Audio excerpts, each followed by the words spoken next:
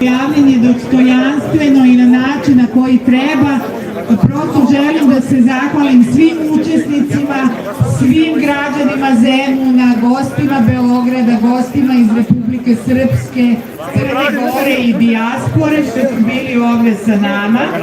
A naravno ovaj događaj, kao što i sami vidite, zahteva jednu veliku organizaciju u kojoj nam mnogi pomažu, pa se zato zahvaljujem svima onima koji su danas bili sa nama, a to su Vojska Srbije, Ministarstvo unutrašnjih poslova, policijska stanica Zemun, odred žandarmerije, rečna policija, zatim Dom zdravlja Zemun, KBC Zemun, restoran Naja, osnovna škola Lazar Savatić, ljudi iz obezbeđenja koji nam pomažu, ordinacija sportiva koja je odradila besplatne lekarske preglede, spasilački tim, nautički klub Liman, ljudi iz vatrogasne brigade i naše zemunske DVD matice, Crveni krst koji je sve ove godine ovde sa nama.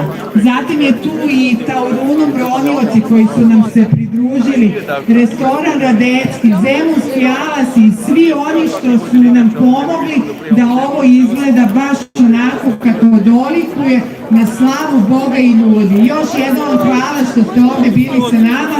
Čestitam Dušanu i čestitam, da ne pogrešim, izvinite.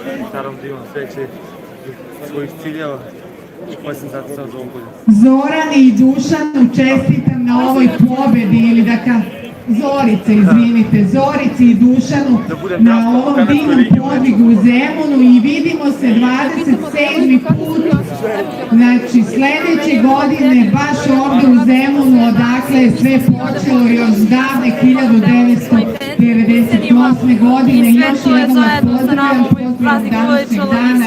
Bog se javi. Bog se javi. Ovo je tvoj motiv bio.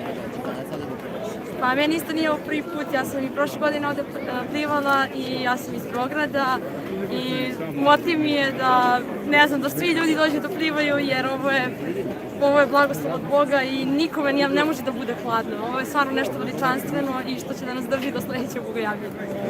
Koliko imaš godina? 24. Hvala vama.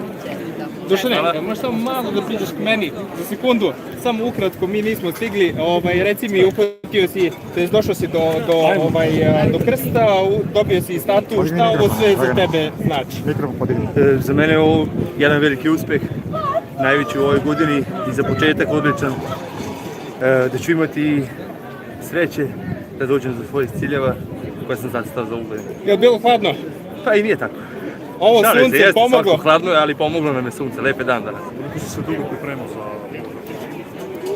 Iskreno nisam se spremao ništa, inače se spremam, bavim se sportom, američkim fudbalom, tako da mi je u obavezi da budem spreman.